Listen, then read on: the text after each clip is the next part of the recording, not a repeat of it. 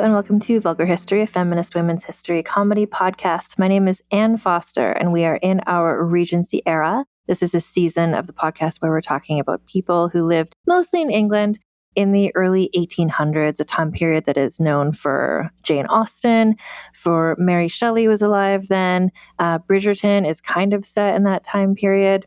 That's what we're talking about. And what I'm hoping to do in this season is to flesh out our understanding of that time period. Today we're talking about a woman who went by the name of Princess Caraboo. And this is sort of a complementary episode to the one from a few weeks ago where we talked about Mary Bateman, the Yorkshire witch.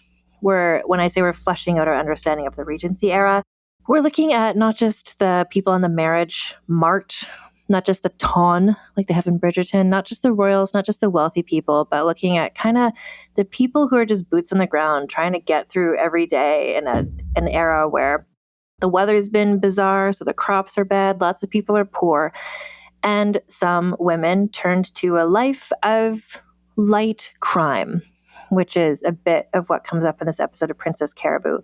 I don't want to spoil the twist in this episode, but I will say that just for context, and skip ahead, 30 seconds or whatever, if you want to just get into the story.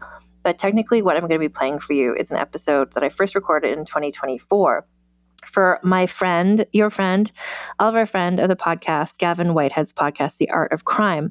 So Gavin's podcast talks about the intersection between true crime and artwork, and he invited me on in 2024, and the topic I chose was Princess Caraboo, and it was such a fun time. Gavin and I have become really good friends since then. We've collaborated on other episodes, like earlier in this Regency series, the Grace Dalrymple Elliott.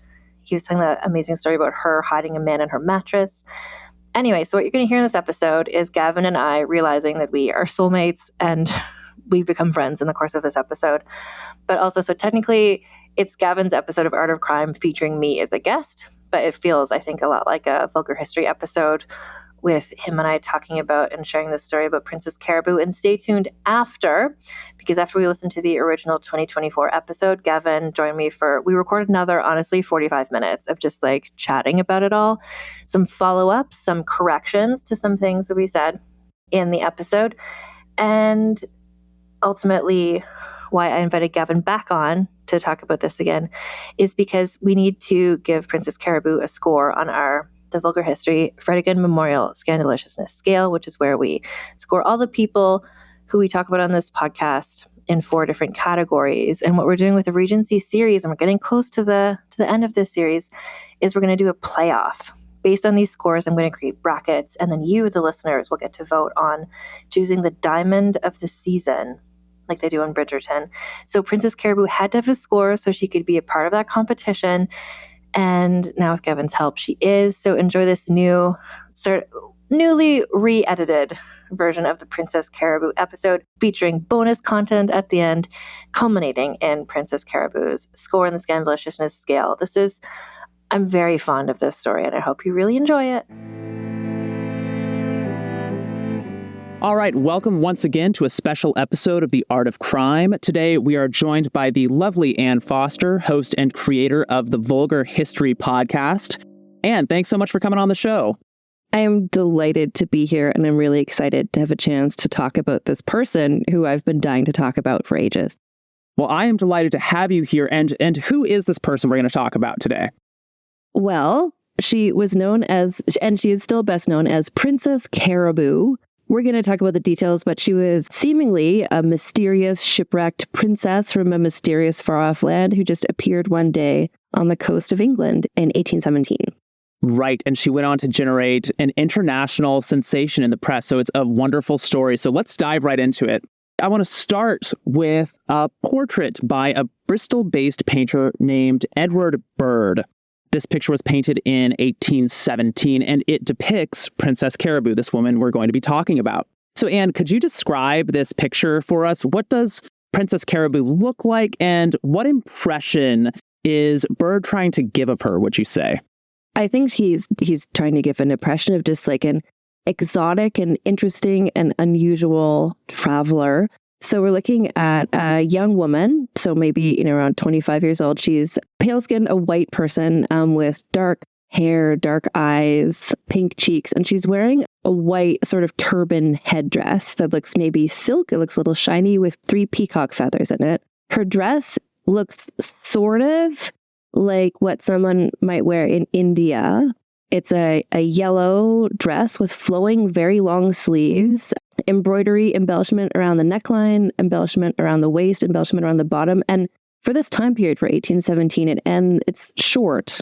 It ends sort of mid-calf height. So then you see she's wearing on her feet sort of strappy sandals, almost like a Roman gladiator, like wraparound sandal. And then the background of where she's standing, and she's standing very posed. She's holding a flower to her chest. And as though she's sort of walking on what looks like maybe a coastline. Behind her, you can see what I'm going to call tropical backdrop. In the background, you see there are some palm trees. It looks like maybe sort of a ship on the ocean, or not a ship, but like a small, maybe like a junk, like a Chinese type boat, and then sort of a hut in the background as well. So you get the sense that this is somewhere Asian adjacent, perhaps, behind her. And her dress is certainly striking and unusual.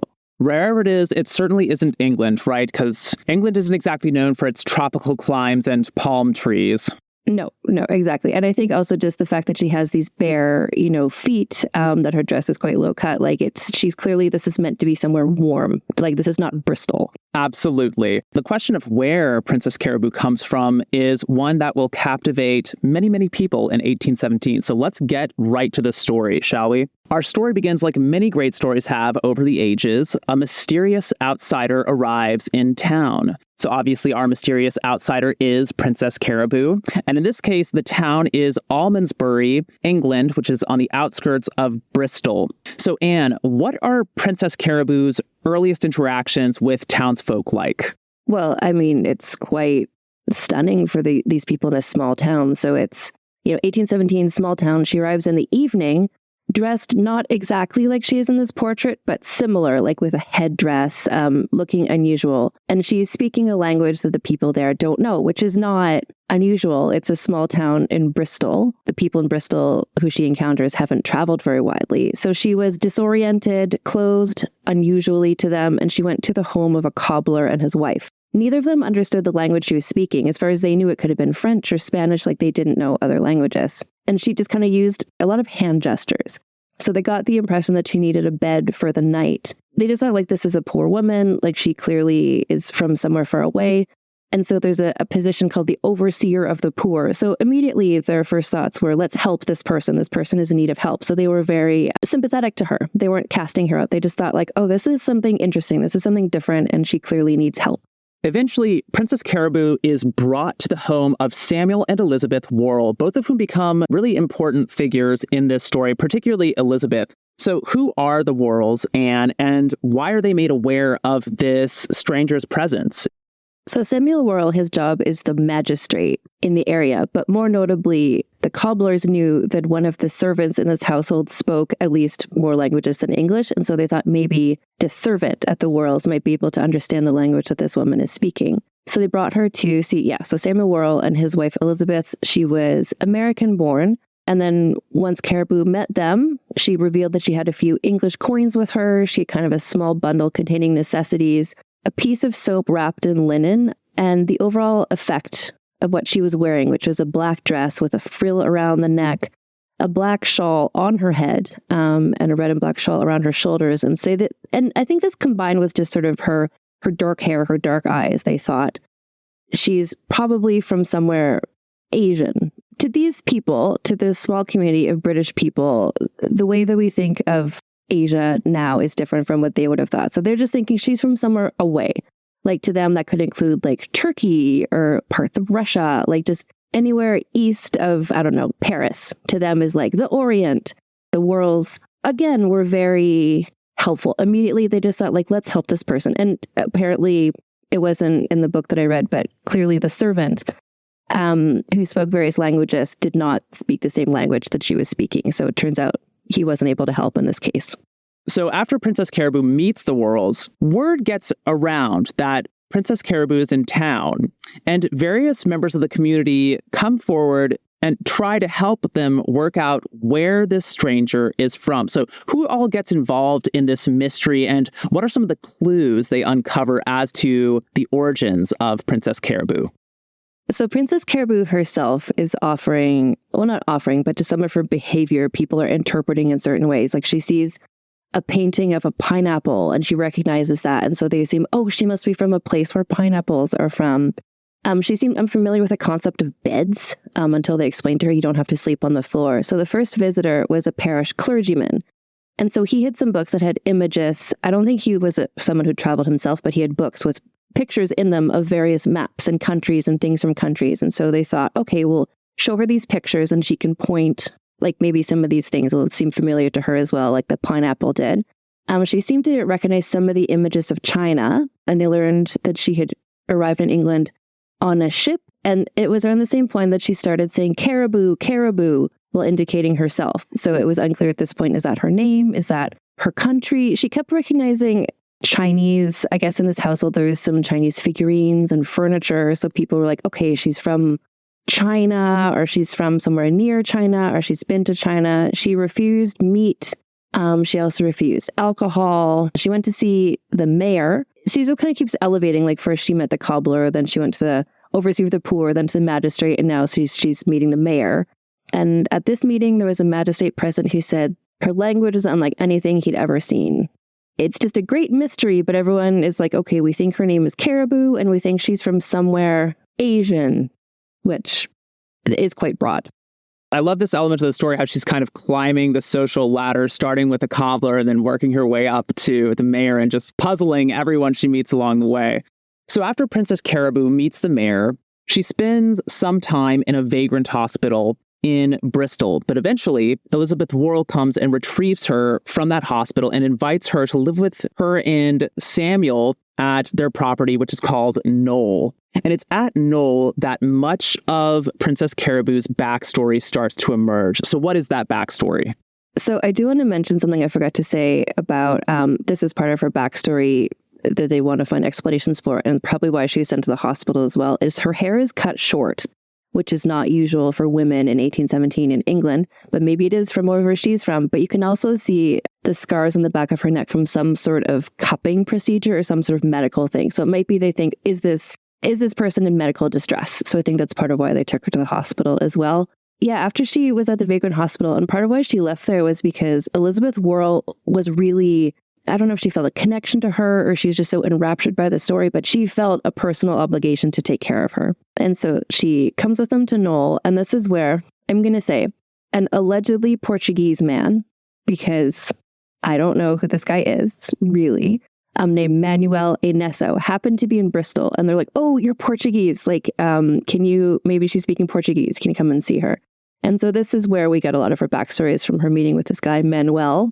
So what he said that he gleaned from her communications is that she was a princess from an island in the East Indies who had been brought to England against her consent and then either was abandoned or escaped. And again, everybody by now accepts that her name is Caraboo. And she saw many more visitors during her time there. So there was a man who had made several visits to the East Indies and was familiar with Chinese customs.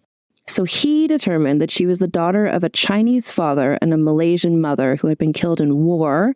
She's from a place called Javasu, and how she wound up in England is she was walking in her garden, was seized by pirate, and then she was sold to another ship captain along with some other captured women. And then when they arrived in England, she jumped off the ship, she escaped and swam ashore. She had been wearing, Javasu clothes this whole time, but then she exchanged them with a woman in England for the black dress that she was wearing now, wandered around for 6 weeks before she found her way to Almondsbury.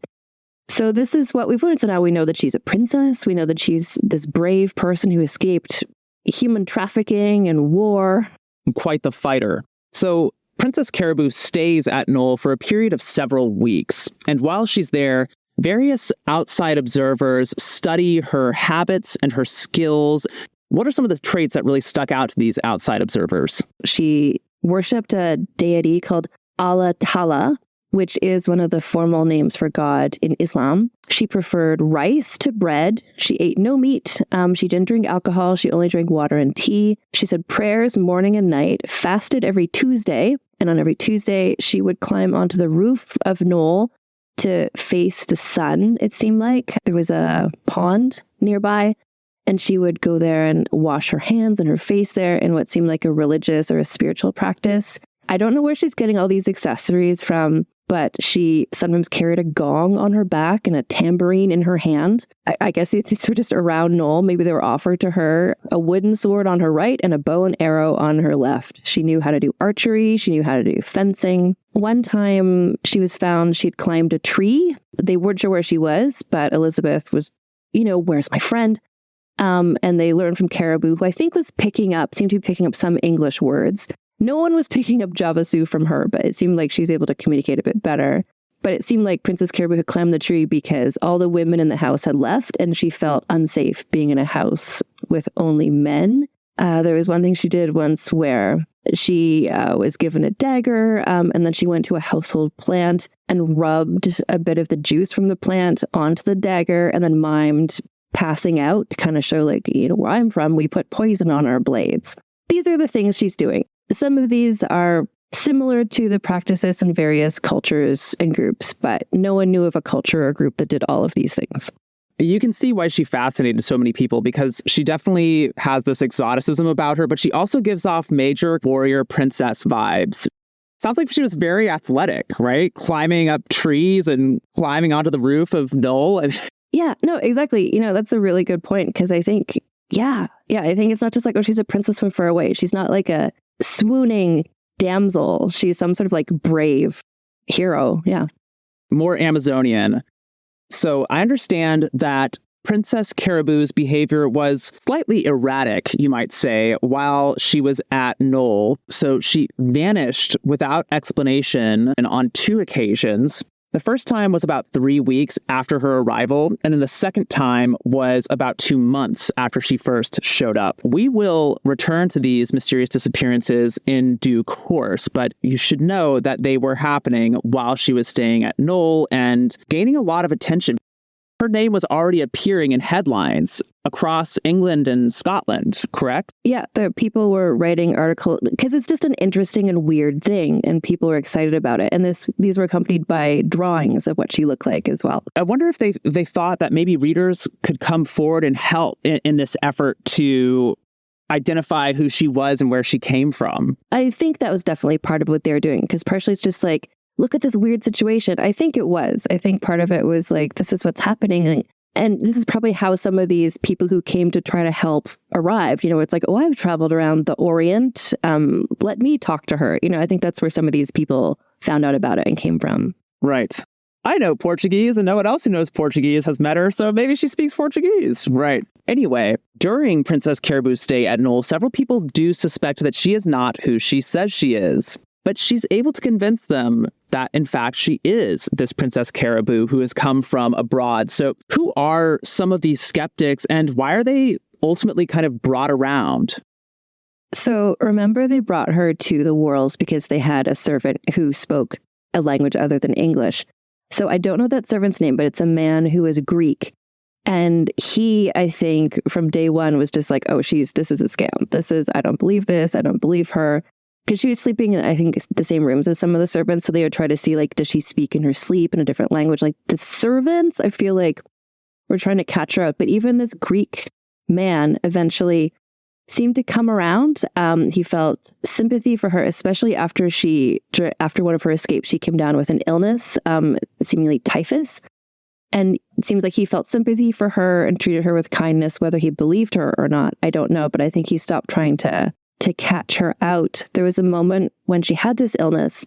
And again, she only spoke in Javasu language, even when she has a fever and dealing with doctors and stuff. And there was a moment where one of the doctors spoke in English to Elizabeth, saying, I don't know if she's going to make it through the night or something like that. And it seemed like Princess Caraboo's face flushed when she heard that, as though she understood English.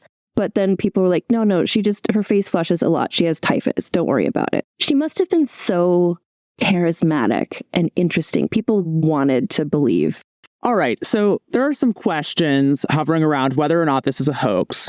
Eventually, a Dr. Wilkinson of Bath examines Princess Caraboo and publishes his findings in the Bristol Journal. So what does Dr. Wilkinson have to say?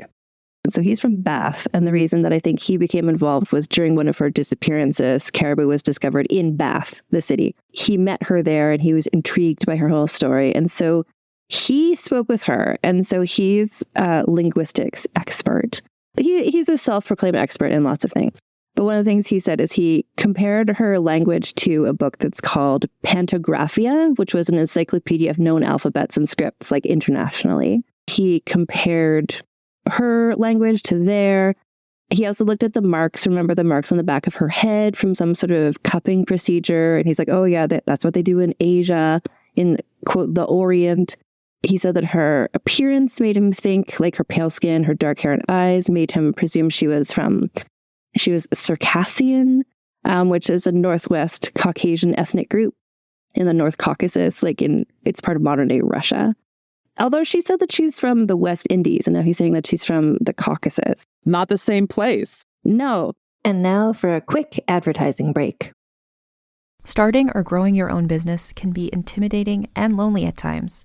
Your to-do list may feel endless with new tasks, and lists can easily begin to overrun your life. So finding the right tool that not only helps you out, but simplifies everything as a built-in business partner can be a game changer. For millions of businesses, that tool is Shopify. Shopify is the commerce platform behind millions of businesses around the world and 10% of all e-commerce in the US. From household names like Gymshark, Rare Beauty, and Heinz, to brands just getting started. Shopify has hundreds of ready-to-use templates that can help you build a beautiful online store that matches your brand's style. And you can tackle all the important tasks in one place, from inventory to payments to analytics and more. No need to save multiple websites or try to figure out what platform is hosting the tool that you need. And if people haven't heard about your brand, you can get the word out like you have a marketing team behind you, with easy-to-run email and social media campaigns to reach customers wherever they're scrolling or strolling. Start your business today with the industry's best business partner, Shopify, and start hearing. Sign up for your $1 per month trial today at shopify.com/realm. Go to shopify.com/realm. That's shopify.com/realm. With Plan B emergency contraception, we're in control of our future. It's backup birth control you take after unprotected sex that helps prevent pregnancy before it starts. It works by temporarily delaying ovulation, and it won't impact your future fertility. Plan B is available in all 50 U.S. states at all major retailers near you, with no ID, prescription, or age requirement needed. Together, we've got this. Follow Plan B on Insta at Plan B One Step to learn more. Use as directed. The war is over, and both sides lost. Kingdoms were reduced to cinders, and armies scattered like bones in the dust. Now the survivors claw to what's left of a broken world, praying the darkness chooses someone else tonight. But in the Shadow Dark, the darkness always wins. This is old school adventuring at its most cruel. Your torch ticks down in real time, and when that flame dies, something else rises to finish the job. This is a brutal rules-light nightmare with a story that emerges organically based on the decisions that the characters make. This is what it felt like to play RPGs in the 80s, and man, it is so good to be back. Join the Glass Cannon podcast as we plunge into the Shadow Dark every Thursday night at 8 p.m. Eastern on youtube.com/theglasscannon, with the podcast version dropping the next day. See what everybody's talking about and join us in the dark. Welcome to the realms of peril and glory.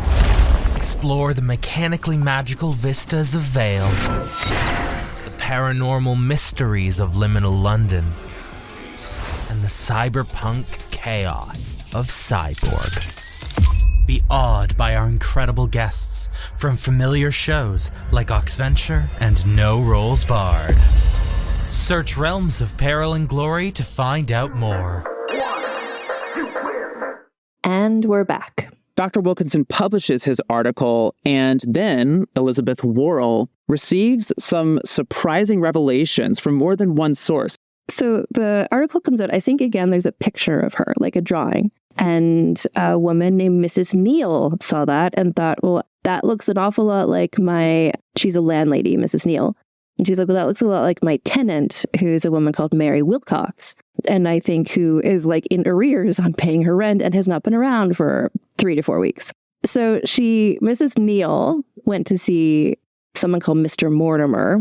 Not sure who that is, but he's an intermediary who brings Mrs. Neal to the Worrells. At around the same time, a boy arrived in town. He remembered seeing someone who looked like Caraboo along the road, and he remembered that she had drunk alcohol when she was with him, although Princess Caraboo, never drinks alcohol. And so this double confirmation that Caraboo was maybe a grifter convinced Elizabeth that her friend was maybe not all that she said she was. So in response to these revelations, Elizabeth Worrell essentially devises a scheme to entrap and expose Princess Caraboo as a fraudstress. As much as Caraboo is like a dramatic person, with all of her sort of performance of her ethnicity and her culture, Elizabeth has some dramatic instincts as well here, because this is straight out of a Agatha Christie Poirot situation. It's just like, let's get everyone in a room together. We started out talking about that portrait by Edward Bird. So during this time, Caraboo has been going regularly into Bristol to the studio of Edward Bird to pose for this portrait. So Elizabeth told Caraboo that they were going to Bristol in the morning for another sitting for this portrait. But when they got to Bristol, they did not go to the portrait studio, but rather they went to the home of this man, Mr. Mortimer. And Mrs. Neal was waiting there to confront her. The jig was up. Yeah, everything starts to come out. Honestly, Elizabeth, iconic behavior. Where is her portrait? Yeah, but the fact that Elizabeth didn't confront her herself, but sort of like brought about this scheme to trap her in this room with someone who knew her real identity. It's, good job, Elizabeth. Yes, I would also say missed opportunity. I want like a double portrait with both Elizabeth Worrell and Princess Caraboo. I know. Yeah, if only Edward Bird had been there to like sketch the confrontation. The great revelation. All right, so at this point, the cat is out of the bag, and Princess Caraboo gradually admits that her real name is Mary and that she was born in Witheridge, Devonshire. What were Mary's childhood and adolescence like? What was her life actually like? What I'm going to say is her life story is just as interesting as Princess Caraboo being captured by pirates and just as many twists and turns. So she revealed her story, and that's partially because Elizabeth said, if you tell me who you really are, I'm not going to kick you out. Mary was also upset, like, please don't tell my father. So Elizabeth said, tell me the truth and I will, I'll stand by you, which is remarkable, actually, for Elizabeth. It is. I mean, she's shown real compassion for her from beginning to end in this narrative, hasn't she? That's probably partially why Mary does come clean. At first, she tries to be like, oh, I actually lived in Bombay for a while. And they're like, Mary, no, who are you really, Mary? And she's like, okay, I'm from Devonshire. Her father was, interestingly, a cobbler. That was the first person who she met in Almondsbury as well. So she'd been given no education, like I think a typical sort of upbringing in this era for that class of person. So she's put to work at age 8 in farms and things like that, just sort of manual labor mostly. At age 16, she started working at a farmhouse, but she left there as the pay was too low. Even as a poor young working person, like she had dreams and sort of standards for herself. Like she didn't just go to a job and say, okay, here's my job. She's like, no, I want something better. So she just kind of kept moving around, getting various jobs. There was one part where during her teenage years, she went to Exeter and she worked there for a while, and she made enough money to buy herself this beautiful white dress. And then she went home to her parents, and the parents were like, that dress is too beautiful. You must have stolen it. In terms of, costuming and just like theatricality and presenting herself in different ways, this was obviously part of her life. So she ended up wandering around begging. She winds up in London and she falls ill. She's taken to St. Giles Hospital because this is where she had her head shaved and a cupping treatment was done. So this is, by the time she gets to Almondsbury later, her hair is grown back in, and that's why it's short. And that's why there's the cupping treatment scars as well. Anyway, so she's in London and she was working for someone who seemed pretty nice, Mrs. Matthews, who taught her to read and permitted her to read various books in her collection. So this is part of like Mary's story sort of starts to reveal how did she learn about these different because a lot of the things she were doing were similar to what people do in various different cultures. So this is part of where she starts like acquiring this knowledge to maybe eventually become Caraboo. So she ended up leaving this position. Very briefly, she was very taken by their Jewish neighbors and by their customs and their culture. And she snuck away to go attend a Jewish wedding. And that's why she lost that job. So she's always really interested in other cultural traditions. So when I said, like, this is just as interesting as the Caraboo story of leaving Javasu, because next she traded in her clothes for men's clothes because she thought maybe I'll make more money begging if I'm a man. At which point she caught up with a gang of bandits who taught her how to shoot a pistol, but then they parted ways after they realized that she was a woman. It's another example of her kind of trying to assume a new identity, in this case as a man. One of the many figures she encounters on her various travels is this quote-unquote gentlemanly looking man whom she may have married. We don't quite know about that. But what does she learn from this gentlemanly looking man? The only reason we know that he's a gentleman looking man is because that's all that she ever revealed about him or his identity. His name might have been Beckerstein or Baker Stent, which sounds maybe German. Anyway, so they may or may not have actually been married, but she became pregnant by him, and he had some knowledge of Malaysian language and custom. So maybe he'd been a sailor or something like that. So this is where she learned some of the stuff that she would later perform as Caraboo.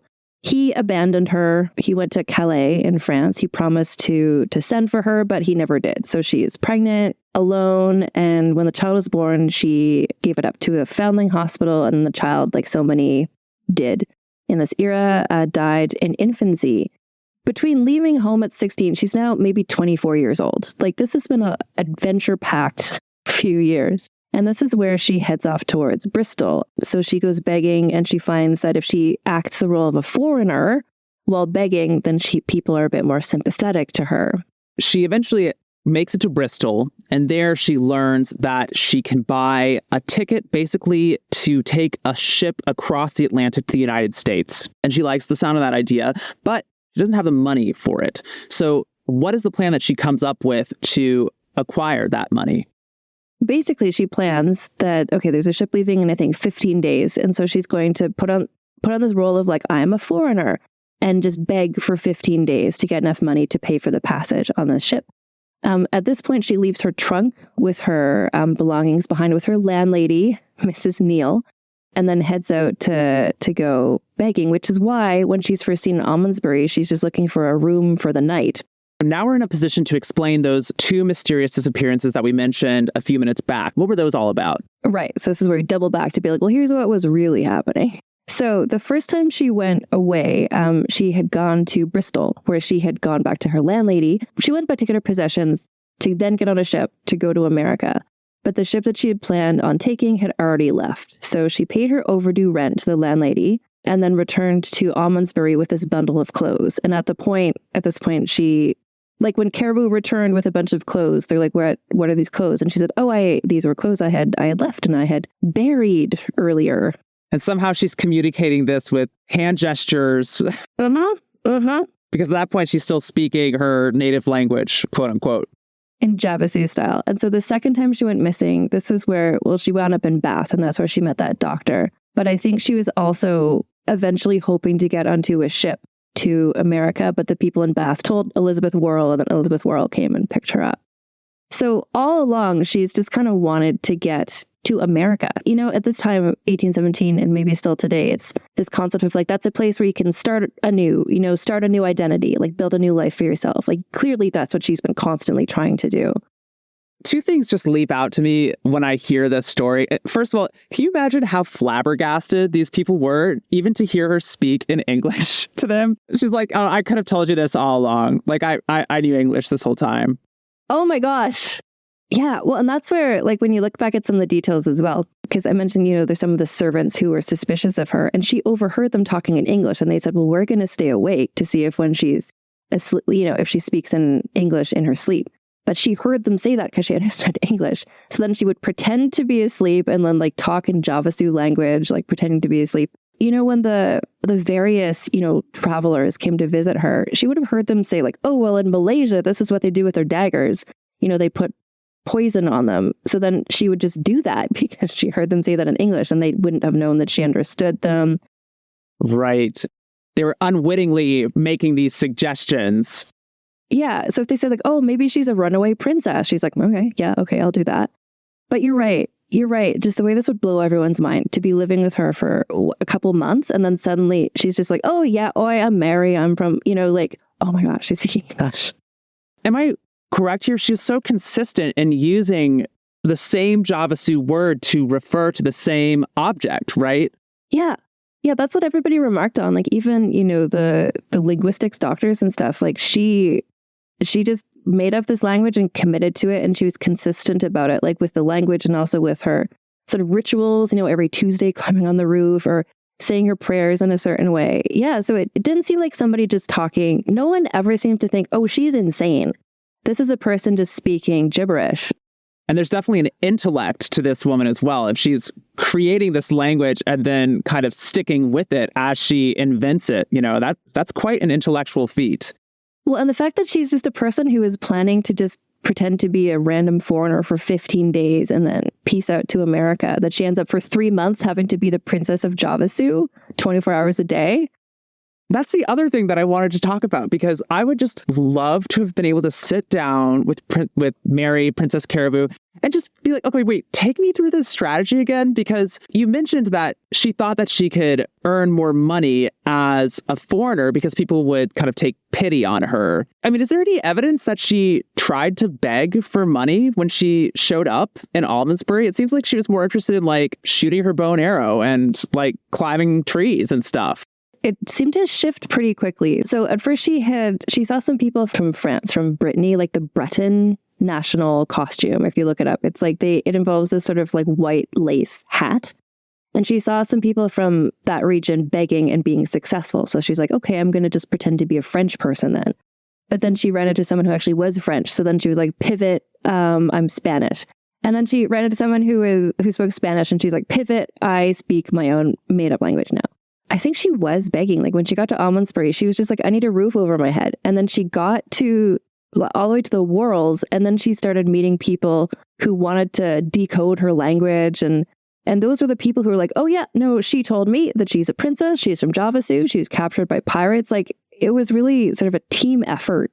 Another person might have gotten to the Worrells and snuck away the first night, but she stayed there climbing trees, diving in the pond, like fencing, like she was leaning into it. Yeah, I mean, the Worrells were also so generous. So you imagine that if somehow she just indicated to them that she needed some money, they would have just given it to her and she could have gone on her merry way. But I get the sense that she was doing this partly out of a love for the game. She's like, no, I'm committed to this character. All along the way, she was finding, like, she dressed up as a man or she pretended to be from France. Like she was always sort of trying on different identities, changing her last name. So I think she's just like, this is my dream. In another life, maybe she would have been an actress or something, but she's just somebody who gets to just like, let's play this out. Like, how far can I take this? Like, how much fun can I have at these people's expense? Yeah. This story all comes out, and after she has heard everything, Elizabeth Worrell offers to pay for Mary's passage to America. What are the days leading up to her departure like? And again, at this point, she's still generating a lot of media attention, right? A lot of people are still interested in this story and how it will play out. She's so famous at this point. Yeah. Like the fact, like the mysterious Princess Caraboo is an exciting story people like to read about, in newspapers and pamphlets. But now that it's like, oh, Princess Caraboo is actually a hoax, people are even more excited. Like she's even more famous now. Because she pulled it off for as long as she did, right? Because Elizabeth had her back, like, and that's the thing too, like if she'd been sent to a different magistrate and his wife, maybe it would have been different, but there's never any talk about sending her to jail, charging her with a crime. Like Elizabeth just supports her and she's like, and like you just said before, like, oh, she wants to go to America. Okay, I'll pay for my friend to go to America. Like Elizabeth also, she kind of does her due diligence. She sends a man to Mary's parents to find out, like, is that story true? And they do. They find her parents were just these kind of like normal people. And I like this detail. The father said that Mary got rheumatic fever when she was 15 years old. And ever since then, she had not been right in the mind. And the only examples he gives of this is that she always wanted to go to America and she only ever drank water, not beer. Clearly unhinged. Well, I guess It was probably dangerous to drink water all the time back then. So Actually, fair. But still, the fact that his only examples are just kind of like a sort of natural and understandable urge to get out of the small town, poor, poverty-stricken life you're in. It's like, I don't think this is like the story of an unhinged person who's like deranged in the mind. I think it's a really ambitious, interesting, smart woman who wanted more than she, than life was ready to give her. On the one hand, there is some appreciation for just her skills. Like, okay, good on you. Like, you had us all fooled. That was amazing. But also, I mean, you think about her actual life story, it would elicit sympathy from people because she had a really rough upbringing and lost a child and, had wandered in poverty for so many years. So I guess in that sense, it also makes sense that Elizabeth Worrell would want to help her financially in whatever way she could. That's a really good point. Yeah, because I think Elizabeth hears her true story and it's actually heartbreaking. You're right. Like maybe she's not Princess Caraboo, but it's still sort of a very sympathetic story. So Elizabeth gives her everything she needs. So she finds her a spot on a ship, gives her clothes and money, like enough money to support herself until she found a position there. And just as to sort of illustrate her fame, the ticket for this ship was purchased under a fake name, the name Mary Burgess, which is her mother's maiden name, because the name Mary Baker or Mary Wilcox was as famous as Caraboo at this point. So they just didn't want people to, be going to the show. There's not paparazzi, but they didn't want everybody there with their cell phones filming her. What one of the people who saw her at the time said, that they found it notable that she didn't seem to be showing any signs of being guilty for having fooled everybody, but instead she seemed proud for how successfully she had pulled it off for as long as she had. And I think, yeah, of course she was. This is actually really impressive what she did. Mary is eventually able to board a ship for Philadelphia on June 28th, 1817.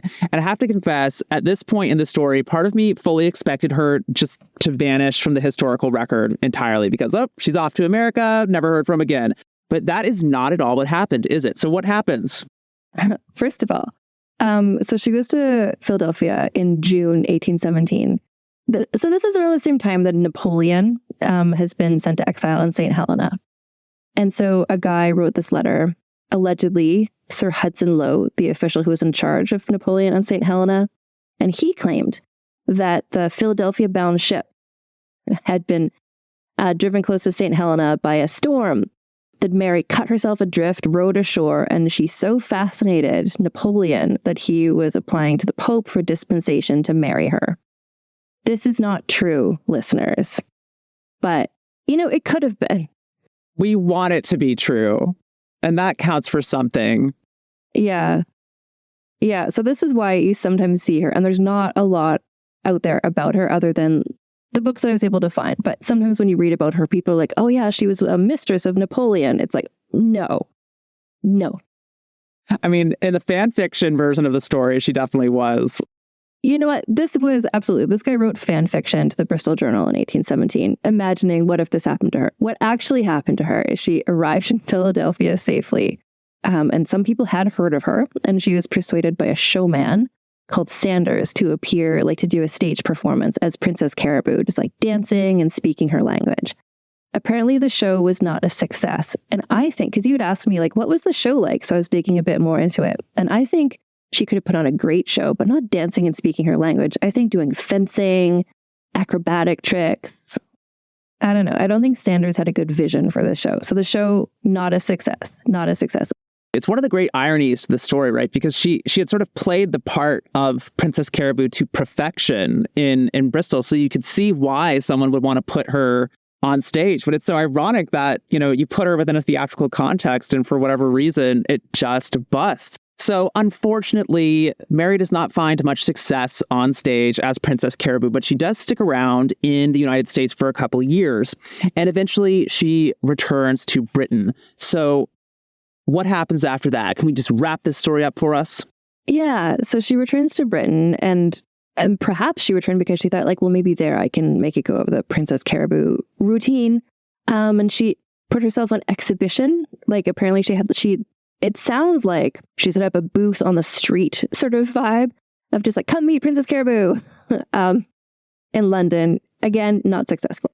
At this point, several years have passed, right, since the whole Princess Caraboo sensation. So maybe it's sort of like, no one cares anymore. I'm sure there's been some new weird thing that's happened. Yeah, it's like 7 years later. So we know that by 1828, so that's almost 10 years after the Caraboo scenario, she got married to a man named Richard Baker. She had a daughter named Mary Ann. And as far as we know, for the next 30 years, she successfully runs an operation, a leech business, selling leeches to Bristol Infirmary Hospital, because leeches were what you did in hospitals.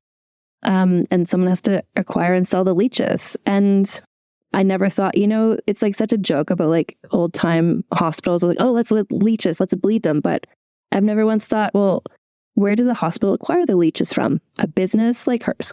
Eventually, she died from a fall. So December 1864, and she was buried in the Hebron Road Cemetery in Bristol. But her daughter, Mary Ann, continued on the family leech business. And then Mary Ann, this is just what I read. Mary Ann did not get married. She lived in a house full of cats, and then she died in a house fire in 1900. And that's the end of Princess Caraboo's lineage, I guess. That's her, her daughter dies, and that's kind of the end of the saga. But, her portrait still on display, her story still known by some people. Mm-hmm. Still fodder for podcasters. Yeah, and how many, cobbler's daughters from 1817 are still being talked about. Great. Well, that is the story of Princess Caraboo. It is quite a wild one. So I'm just curious, are there any lessons that you think we can draw about history from this story? There's so many interesting and weird stories that can feel really contemporary. I think there's a tendency of people to think about history as these very sort of straight-laced, like the way that people look in a portrait. You just imagine everyone's going around being very formal all the time, and you never hear about the poor people. But actually, people are out there. Mary was such a fascinating person. She was so ambitious. She was so interesting. And it does feel a bit, people who you see now coming out on, just people who become a TikTok star or they're on a reality show. It's such a modern way of being to just completely reinvent yourself, pretend to be a different ethnicity, then you get canceled, but then you keep going. It's just a reminder to me, this story, that people have always been people, and messy and interesting, and especially women from poor classes are never talked about, today, but also when we're looking at history, because we don't know their stories. And if other women were as interesting as Mary, then I hope we can find more of their stories. Yeah, it is funny to sort of think of her as someone who went viral in a 19th century way. Well, I guess that about does it for Princess Caraboo. Any last thoughts that you want to share with listeners, Anne?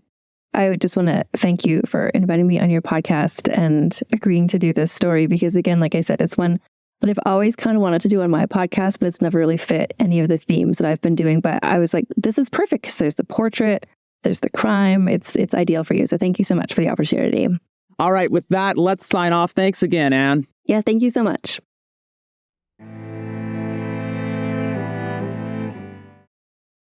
So I'm joined by Gavin Whitehead, again, 2 years later, 2 years after we've made that recording, Gavin. It's been 2 years. I'm glad that we're still talking about Princess Caraboo, though, because people should. People need to. I was just thinking, you and I have recorded so many things since then. I like that as a recording of you and I. It's the first thing we ever did together, and you can hear our friendship just solidify. You can hear us just becoming It besties. took 47 minutes. It's the 46-minute mark. You're like, yep, it's happening again and again and again.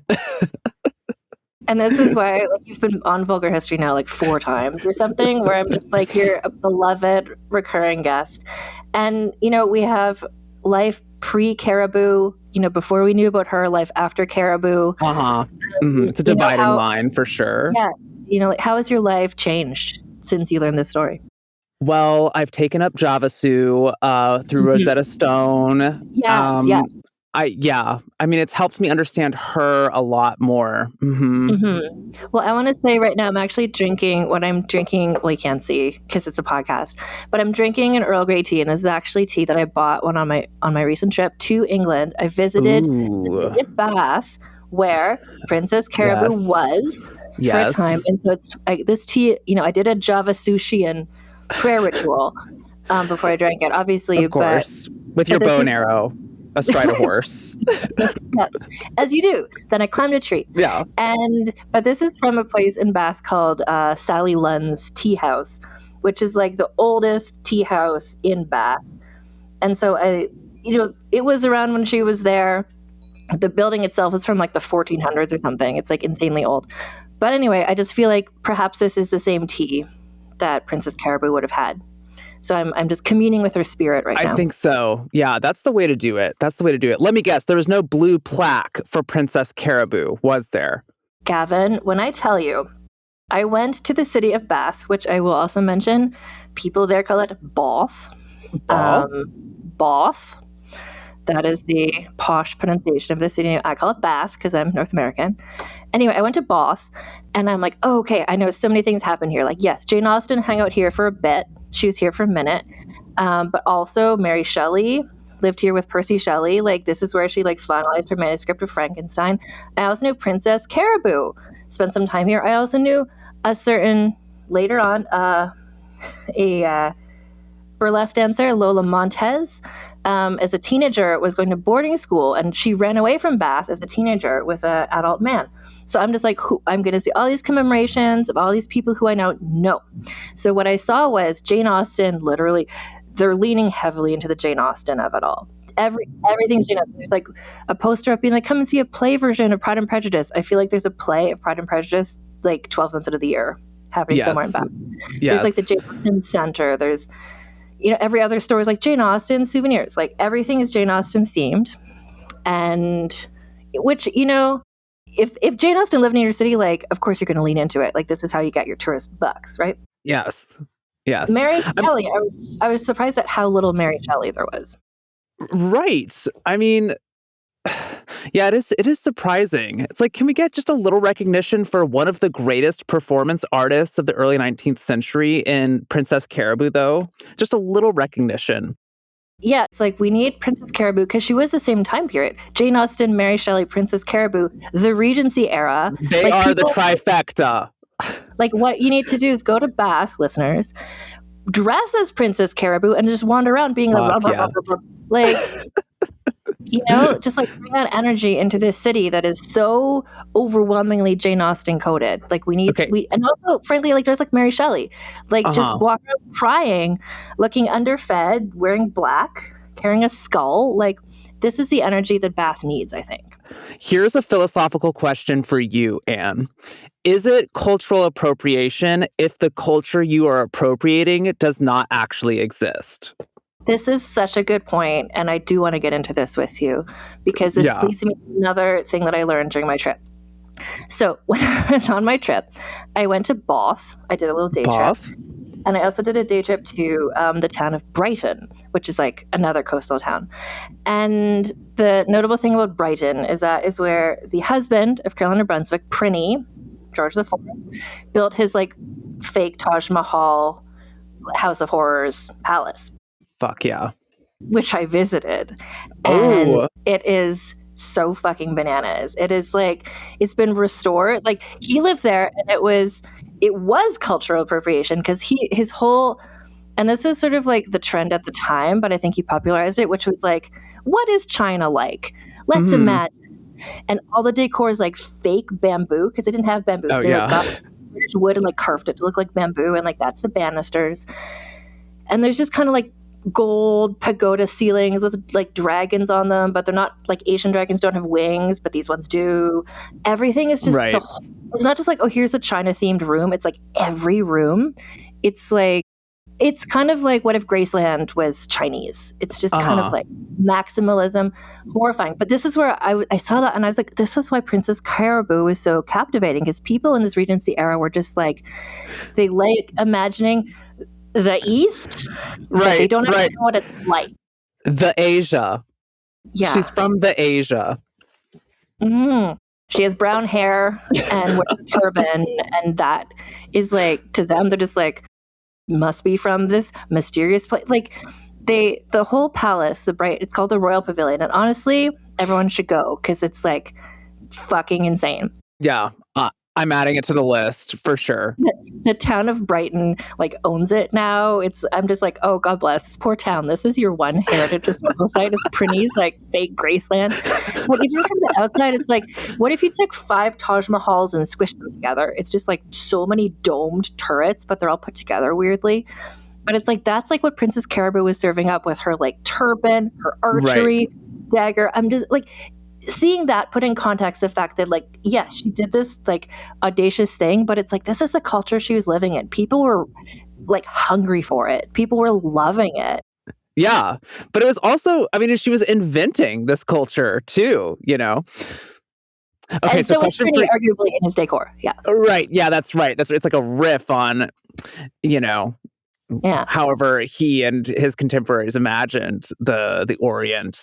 Okay, question for you. There's no placard. There's jack shit commemorating Princess Caraboo. What would be the best way to commemorate her? What should there be? Oh, this is a great question. So when I was there, I spent some time with a couple of listeners, literally 2 people who came there, and they were showing me around because they like live in the area. That's so cool. And I mentioned to them, I'd forgotten about Princess Caraboo at the time, but I just remember Lola Montez lived there, and then we were thinking, oh, you should have like Lola Montez. She's famous for her like burlesque dancing. It's like you should have a dance academy, but although Lola Montez, I don't know if you've heard that episode, or listeners if you have, but she was an Irish woman who pretended to be Spanish. So there's like some Caraboo vibes there. So I feel like a language school could be like the Princess Caraboo / Lola Montez language school. And it will teach you not actual languages. It's the Academy of Accent Work. Of the Academy of Ethnic Impersonations. Yeah, but you know there could be a real phys ed department, like with the archery. That's right. With the tree climbing, like you can really get into some fitness. So I would like to see that, like training the youth. Anyone with brown hair can go.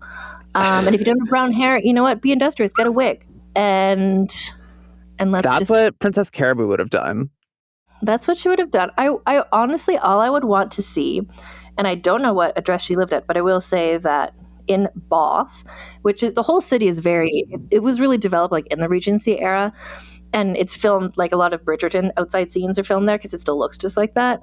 But there's these extraordinarily posh like sort of townhouses that are still the same original buildings. And so when I was looking back through my notes, I'm just like, God damn it, Princess Caraboo, this is where she was. This is like the richest of the rich we're living here. Yeah.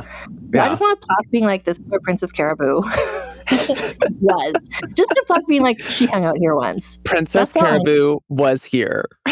Yes. And so were you. You know, just like go there, take a little plaque with it. That's what I would want. There you go.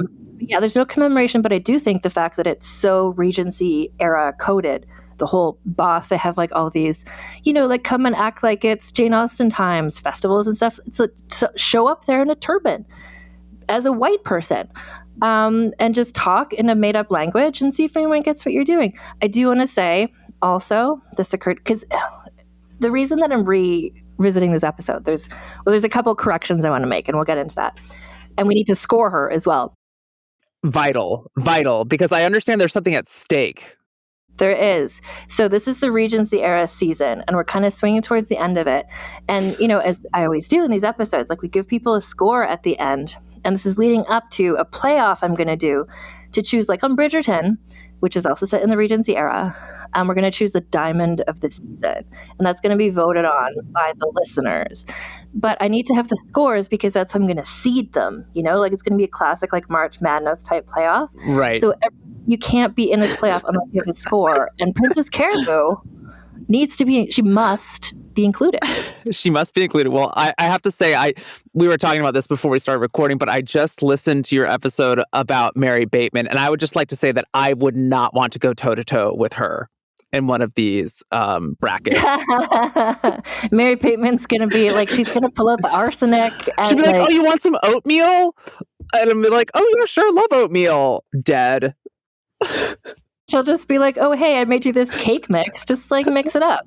Just mix up this cake mix and then drizzle this honey on it that I'm also providing for you. Actually, yeah, that's true. I love snacks too much to survive an encounter with Mary Bateman. Well, and I think Mary Bateman, I did want to touch on this as well, because she and Princess Caraboo, this is like the same era, and they had a really similar kind of, poor background. Growing up, not a lot of options for them. They both went in to try to be housemaids. Did not work out for either of them because of their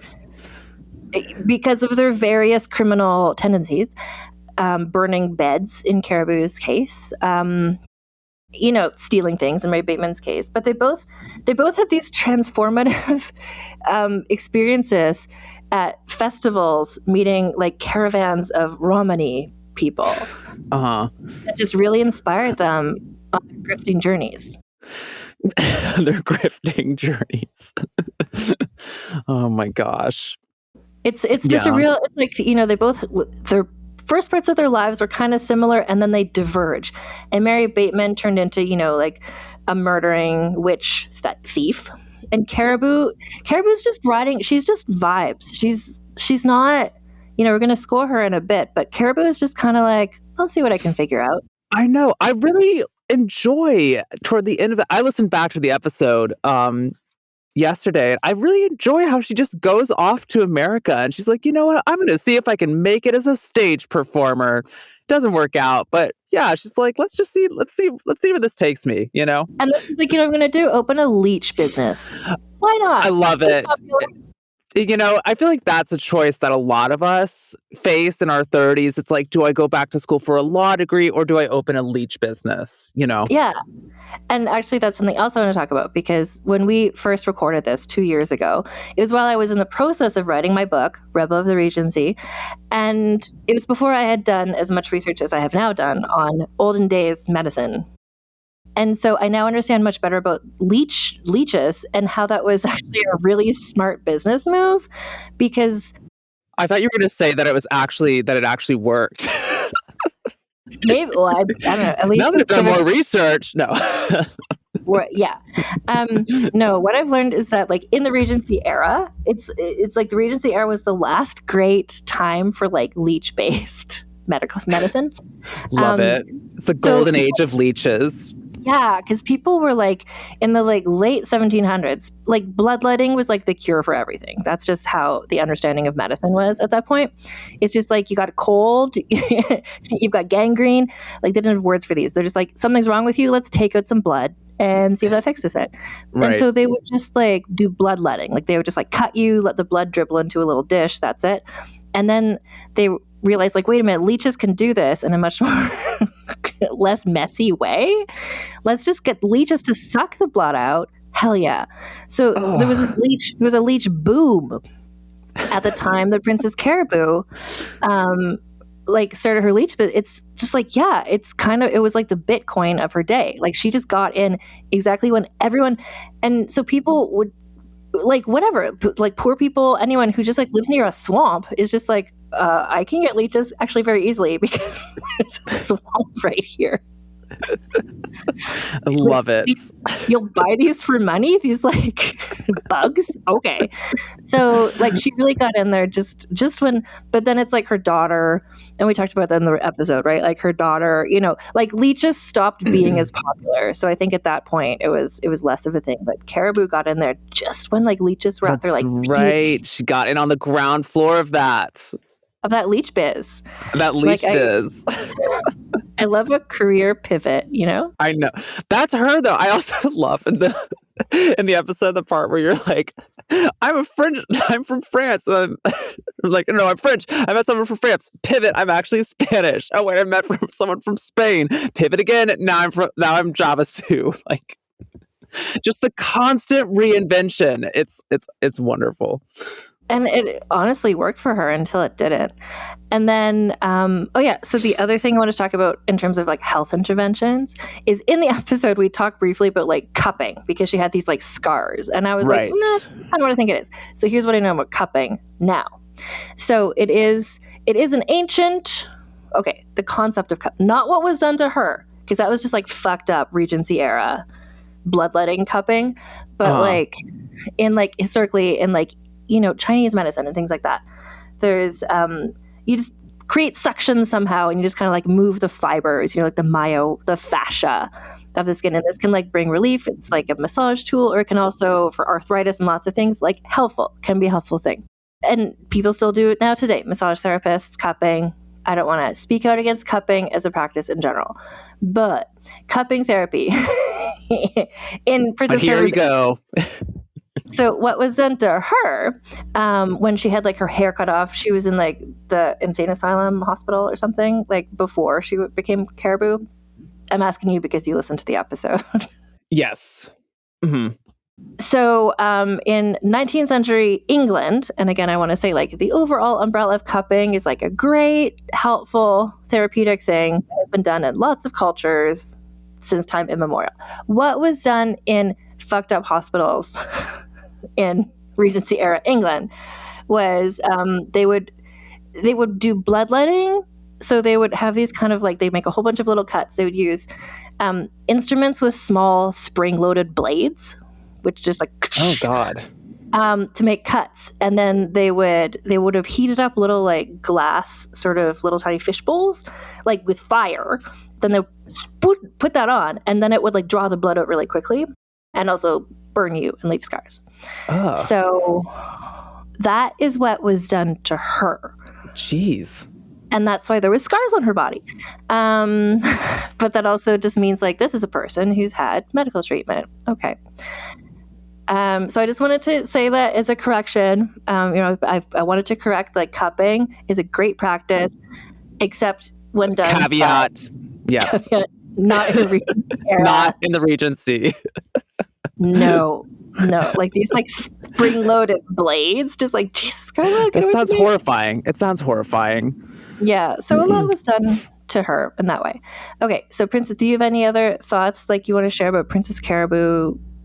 I mean, she's an icon. She's a treasure. I think if she was around today, she would be. I think she would be an influencer. Like 100%, she would be an influencer. Yeah. She'd be like, here's how you wrap the huge turban. Following. Like hawking some bullshit health remedy. She's like, but this is like from my culture. Like, just take my word for it. Like, this is what we do. And like, look at my skin. Yeah.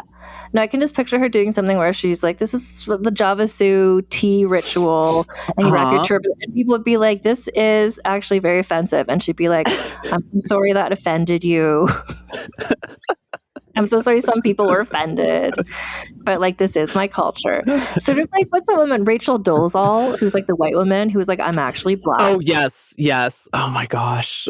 I saw her parents interviewed and they were like, she is not black. It was like the most awkward interview I've ever seen. Yeah, so I think with Princess Caraboo, her thing is she just leans into it. She wouldn't be like, you got me, I'm actually Mary so-and-so. I think she'd be like, oh no, I am, blah, blah, blah, blah, I am. Yeah. I mean, she couldn't get away with it today because that's part of the thing that was so interesting back at that time that you get into in the episode is like, this was kind of a comparatively rural place. They didn't have, the education that nobody spoke any languages really, and they had limited access to knowledge, so they were kind of doing their best to figure out where she could have come from, but also there was it was much easier to like deceive people in the way that she did back then. Yeah, well, and that's where like every time she showed up, like every now and then they're like, oh, I know a guy, my friend's brother speaks Portuguese. Right, maybe he can help. Maybe this is Portuguese. Yeah.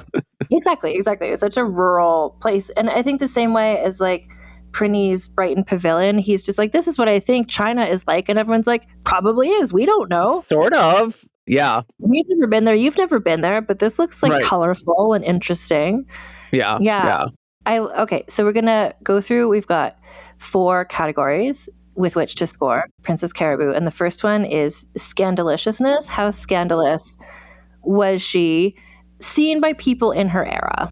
So this is interesting. I was thinking about this because she achieved notoriety and she was famous, but I don't know if she was ever truly scandalous. Even when she was revealed as a hoaxer, you never really got the sense that people were like massively outraged, especially her friend Elizabeth Worrell. Like you might actually expect someone like Elizabeth Worrell to feel kind of betrayed, because her friend Princess Caraboo had deceived her for, I forget the exact time now, it was several months, but she wasn't angry, and you don't get a sense that people were like scandalized by this. So I mean, I don't know. I agree. I think it's like and this is where it's sort of like in terms of like true crime, like Mary Bateman, it's like she killed people. She killed people. She defrauded people. She stole from people. Princess Caraboo just kind of showed up and had a nice time. Like, and no one was mad about it. And then she just kind of was like, okay, I'm going to America. And they're like, great, we'll pay for you to do so. Yep. Have fun. Live your best life. So I don't know. I mean, I feel like there's maybe, one or two people along the way who are suspicious of her. And maybe that gets her like 1 or 2 points. But I can't really see going much higher than that. Yeah, I think I think 1 or 2 is fair. And part of that for me is the fact that there was how we know about her is that like her story was written up. So it was like enough of like a local curiosity, actually, I'm going to say, because this is a classic. We've had this several times this season. It's a classic Regency era, way too long title. Right. So the book about her is called Princess Caraboo, a narrative of a singular imposition practiced upon the benevolence of a lady residing in the vicinity of the city of Bristol by a young woman of the name of Mary Wilcox, alias Baker, alias Bakerstent, alias Caraboo, Princess of Devizes, by John Matthew Gutch, 1817. I love these titles that are all just like, here's exactly what the story is. Mary Bateman, her book was a similar thing, where it's just like, I'm going to tell you what you're getting in this book because the title is spoilers. So I think, but also like just imposition, it's sort of like not the strongest noun you could go with. It's sort of like, this is an imposition, but like, no, I don't believe any bones were broken. It was sort of just like a bit, perhaps an annoyance, but we got past it. Yeah. So I think it's actually the difference between scandalous and notoriety. Like in terms of this podcast and the scoring scale, scandalous tends to be like there was never any sexual scandal attached to her, although she did have this kind of marriage. She had a child out of wedlock and stuff with Princess Caraboo. No one was ever like, everyone, well, they thought she was a princess. So they thought she was like, very sophisticated. And I don't know. I agree. I think this is like, as much as it's like a wild and bananas story, it's not very scandalous. I'll say 2. I think a 2 is fair. 2. And like, good for her. Yeah. Scheminess is where I think she might step up. Okay. 10, right? 10. I'm thinking 10 just for inventing an entire language. And the part that I just cannot get over is that she was consistent in the words that she used for specific items. It's sort of like, have you seen Project Hail Mary? I saw it last night, actually. So you know how in that movie they pretty quickly, like Ryan Gosling was just like, I'm just going to make a computer program that translates all of Rocky's kind of like whale sounds into words. Right. I'll allow it. Let's just like progress this movie. But I feel like Princess Caraboo had a similar thing in her brain where she's just like, okay, this sound means this. This sounds mean this. And she remembers it. She's a little computer in her brain to be so consistent about it. Yeah, but also she's just constant, even before she becomes Princess Caraboo, when she's kind of leading that peripatetic existence, begging, she's constantly like disguising herself as a man at one point, and then she's changing nationalities. Yeah, she's find an angle to be like, there's so many beggars, like we've talked about in the season. Like there was wealth inequality in this era. Crops were bad. She's just like, how can I to make a career of being a beggar? Like I have to stand out from the other beggars. She saw that people with accents, foreigners, quote unquote, maybe did a bit better. So she's like, I'll be French. Oh, I'll be Spanish. Oh, I'll just do this. I was Spanish, right? But also the backstory that she comes up for herself is great too, about like, I'm this princess and I was captured by pirates, but then I escaped and made it ashore, barely clinging to life. Like she's clearly a great storyteller, as well as someone with like it really takes smarts to invent this foreign language and stick to it. So she's a great storyteller in a second language that she also invented, which gives you bonus points to me. And even the part where she like some of the servants thought, maybe we'll hear her speaking English like in her sleep. So then she like made sure. I love that. I love that.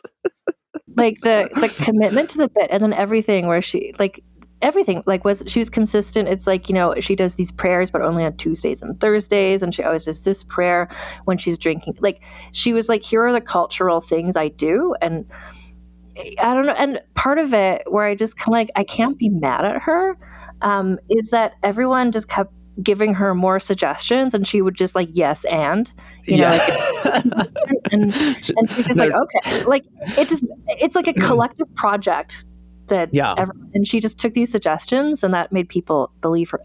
I mean, 10 out of 10 10 out of 10 definitely is scheminess, but in like a whimsical way. Yeah, fun, like I took an improv class kind of way. I'm like, let's go.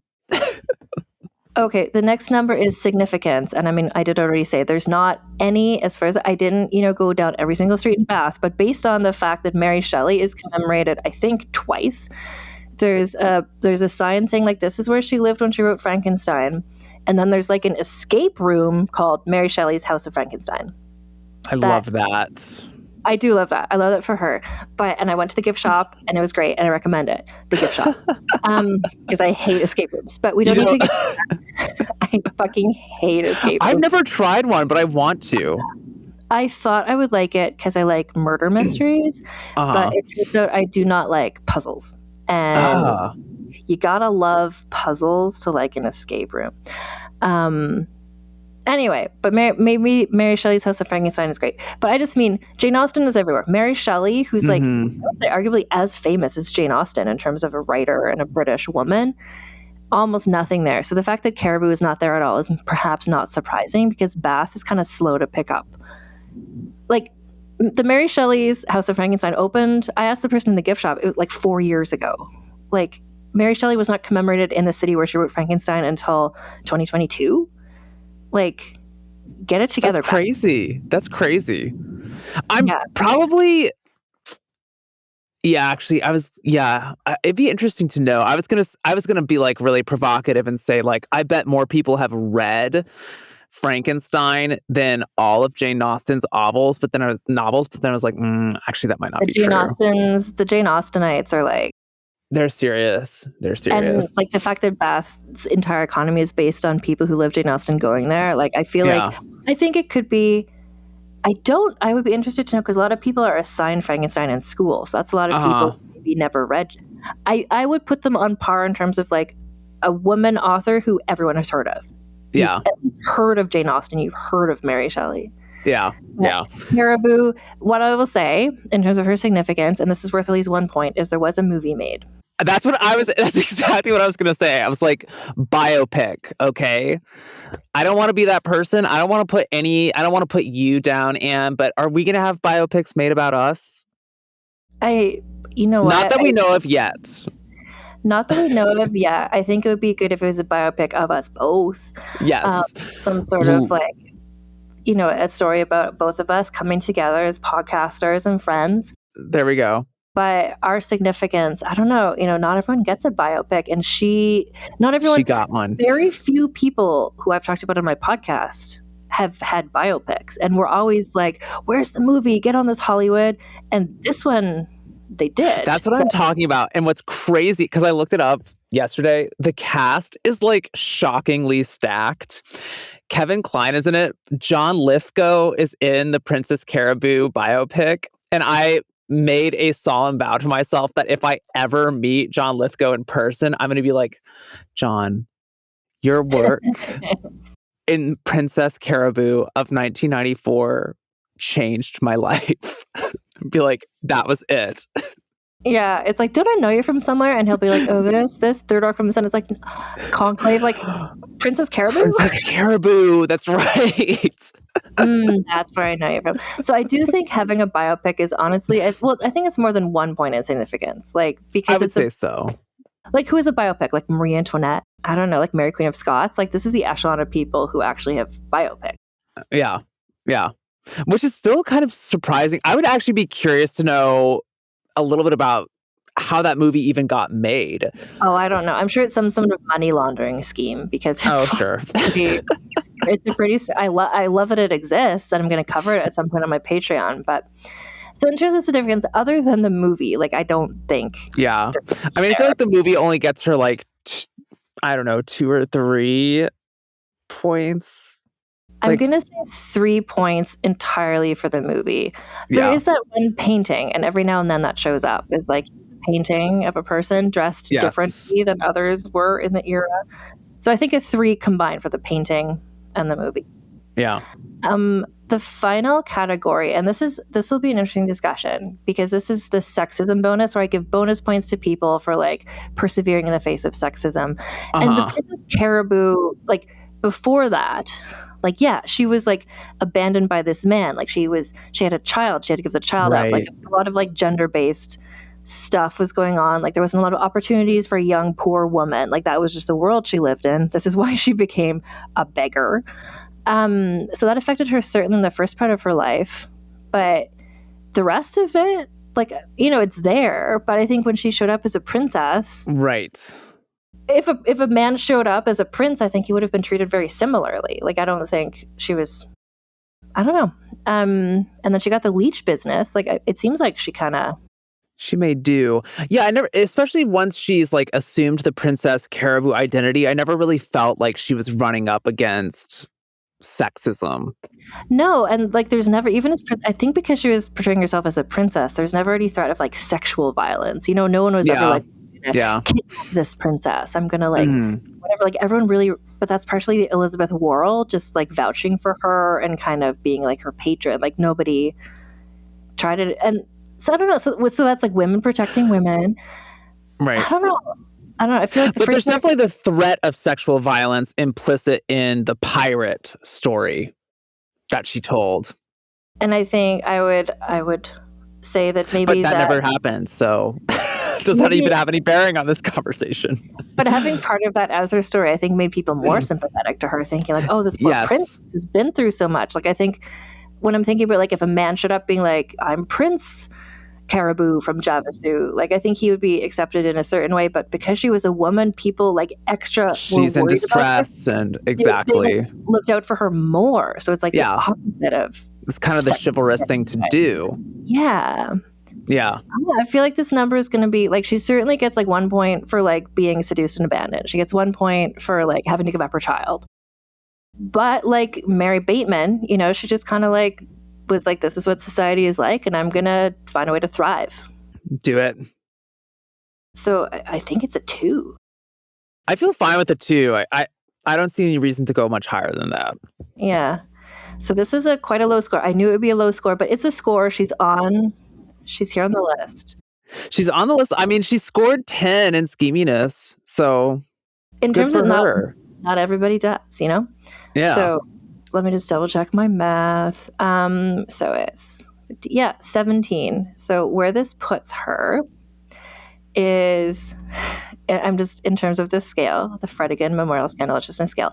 And again, these numbers are going to be used to determine the brackets. So here's what's interesting about it. I've still got a few more people to come. So she is the lowest score of the season so far. Wow. Which, you know, respect, whatever. But that means she's going to be facing off against the highest score. Oh. So, which is interesting. And so currently the highest score is Haitian Queen in exile, Queen Marie Louise Christophe. So an actual person. An actual queen. An actual royalty. Actual royalty. Actual person of color. So and in exile, too. It's funny. That will be an interesting match. So she's going to 17. I will just say, comparatively, like the Bronte sisters have a 19. So like she's not far off from them in terms of just poor people doing their best in a shitty world. Mary Bateman has a 23, but that's because she murdered people and therefore was more scandalous. Yes. Yeah. Get that little murder bump. But I do think I kind of put Princess Caraboo and Mary Bateman in their own kind of little corner of just kind of like grifter corner of just like, this is the society you're in, and you can either just be an unhappy like domestic servant for your whole life, or you can just like dream big and pretend to be a royal who invented a language or murder people. Like women can do anything, you know? I that's the most empowering message I've heard in recent memory. Yeah, exactly. Like, do do crime. Feminism. That's right. Well, how many, other poor women of this era did just a life of drudgery or just had kids and ran a farm, and we don't know their names, but we do. There's not movies about them, but there's a movie about Caraboo. Yeah. So, Gavin, can you remind everybody, please, about your amazing podcast and where they can hear more from you? Yeah, sure. So I do a podcast called The Art of Crime. It's a history podcast about the unlikely collisions between true crime and the arts. And I am just wrapping up a season about artists and espionage. And actually, I'm getting ready to release an episode about someone I first heard about, I think, on your show, the Chevalier d'Eon. Yeah. Yes. Iconic Regency era person as well. Exactly. She is really fascinating, but it's part of a 2-part episode. She's kind of like a major character, but the episodes are really about this guy named Pierre Beaumarchais, who is insane. I cannot believe he existed, but yeah, he was a watchmaker, harpist, music instructor, playwright, polemicist, spy, and international arms dealer. Here's what I'm thinking, though, to bring it back to Caraboo and Mary Bateman, people in this era never had just one hustle. No. People were just how can I do every job? Yes. And much like today's gig economy, it's you got to be a spy, you got to be a harpist, you got to be a fencer, you got to sell some some weapons to the American revolutionaries, Just wherever you get the opportunities, you got to take it. This is funny. Actually, I'll mention, just because you brought this up. And so we're having one of these beautiful moments of coalescing. We're revisiting Princess Caraboo now, so she can be in the Diamond of the Season playoffs. Next week, we're going to be re-releasing my episode about Chevalier d'Eon, so she can be in the Diamond of the Season. So stay tuned for that, listeners. Because my episode, I think my Chevalier, that's coming out next Wednesday too, so they'll basically they'll coincide with each other. I think you can listen to Gavin's episode, and then you said Chevalier is kind of a supporting character, and then the next week you can fill in the gaps. I think it's a nice complementary situation. I think it's perfect. And are you not in your Spy vs. Spy season? You're going to be having some sort of playoff also, aren't you? Yeah, it's actually got a similar structure to your show. So we're I completely copied you. Yeah, so explain. No, I copied you, but I feel like you copied. It was all good because you copied someone else, so it's fine. Yeah. But yeah, so there's kind of a playoff situation. Every episode, I have a special guest judge on to adjudicate the spy based on their performance as a spy. So yeah, it's kind of a fun, little playful way to do it. Well, and that's where on my show. So knowing that you were doing this kind of mini series about spies with the scores, I was I should do something similar for the Regency, just because I always score people on my podcast. And sometimes the scores are high, and sometimes it's with Princess Caraboo, sometimes the score is low, but I'm but I'm really rooting for her. That's why I thought about the playoffs. So we're going to have the scores, those will be the seeding, and then the listeners will get to vote, and then we'll see who ultimately emerges as the Diamond of the Season. Well, you just mentioned that, the rooting for someone, even though they score really low.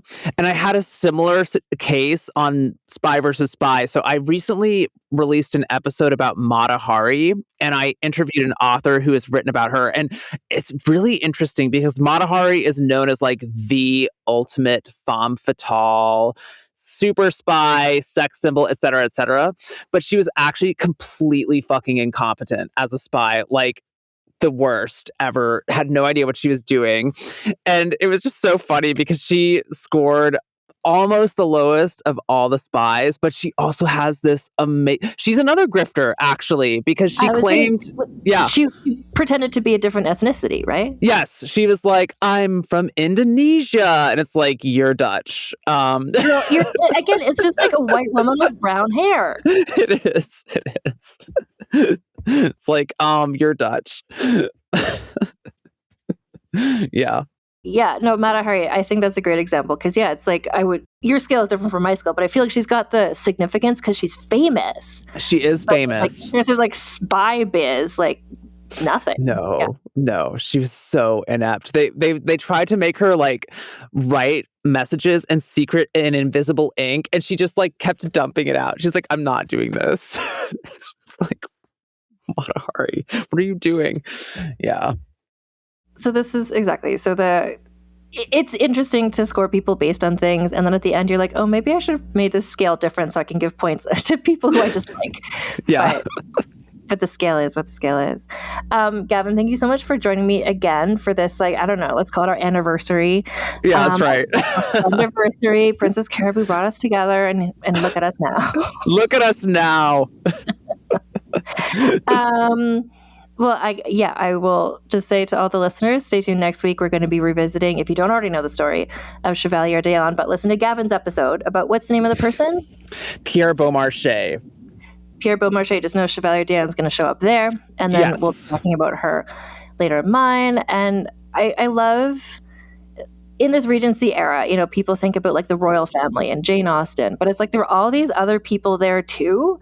And I love like fleshing out what the world was like, just full of like weirdos, like grifters and arms dealers. Like, yeah, it's not just like people going to balls. Like this is like really wild time. Yeah. Yeah. Well, listeners, thank you so much for listening, and I'll talk to you. And until next time, keep your pants on and your tits out.